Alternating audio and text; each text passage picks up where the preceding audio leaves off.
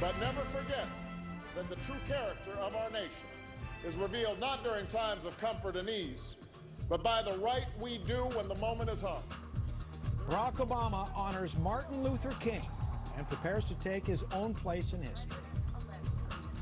Welcome back to CTV Newsnet. I'm Dan Matheson. As Barack Obama prepares to be sworn in tomorrow, he is honoring one of the people who truly helped him get to the White House. It is Martin Luther King Day in the United States. Obama today visited a Washington, D.C. homeless shelter, and he helped a group of young volunteers paint. Thousands of service events are being held right across the United States today. The president-elect encouraging all Americans to participate in their own communities by volunteering. This country is great because of its people. And when all of our people are engaged and involved in making their community better, then we can accomplish anything. Meanwhile, Michelle Obama and Jill Biden got a rock star welcome at a nearby stadium. They greeted the crowd and helped collect packages to send to American troops serving overseas.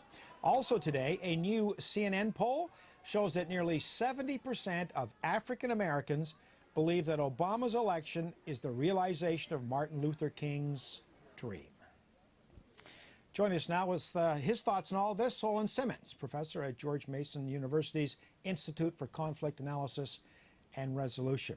Mr. Simmons, I think there for a while an awful lot of people who've been following, the primaries and then the presidential election and then the transition period. I think a lot of us kind of forgot he was black.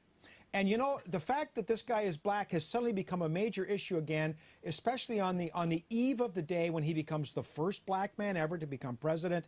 It's Martin Luther King Day. It does seem to be a day when many, many people, I can say this certainly from this country, seem to realize that America has come a very long way.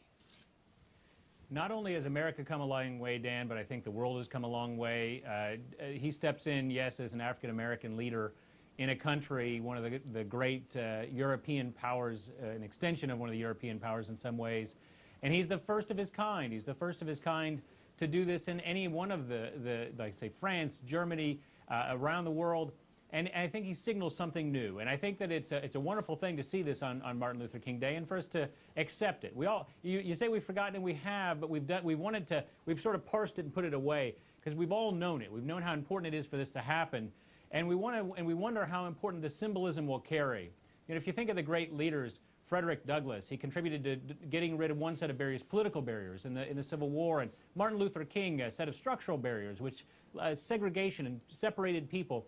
Now Obama has an opportunity to get rid of cultural barriers, those final barriers in the mind, in our hearts, where we see each other differently. And how wonderful to be a multicultural character who in his own story does that bridge work. So I think we're all hopeful for that reason. And the sense of history is remarkable. Everyone knows this is an historical moment, and I don't think I've ever lived through one quite like this. And you never know if it'll play out that way, but it certainly seems to be moving in that direction. The hopes and the expectations are so high at a moment when the task facing a new president is just so daunting. Right.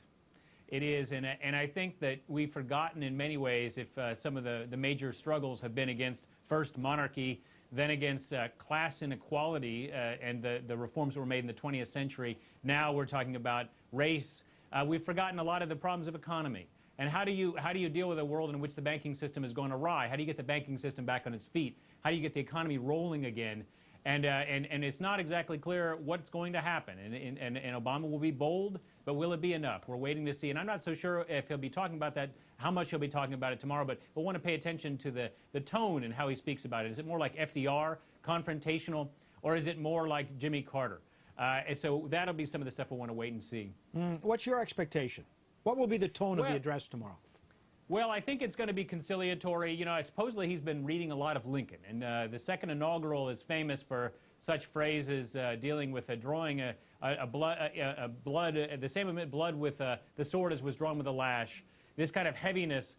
He wants to borrow from that, and yet he doesn't want to be. He wants to unite. As I said, FDR had a confrontational tone. Ronald Reagan in some ways opposed directly that confrontational tone in moving away from those federal programs. In some ways, this is a conversation in history, a very select conversation we all get to watch, where each president speaks to all of the older presidents.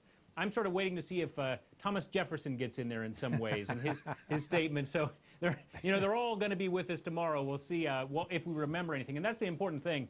Do we remember a line from this? Kennedy, I think, wins.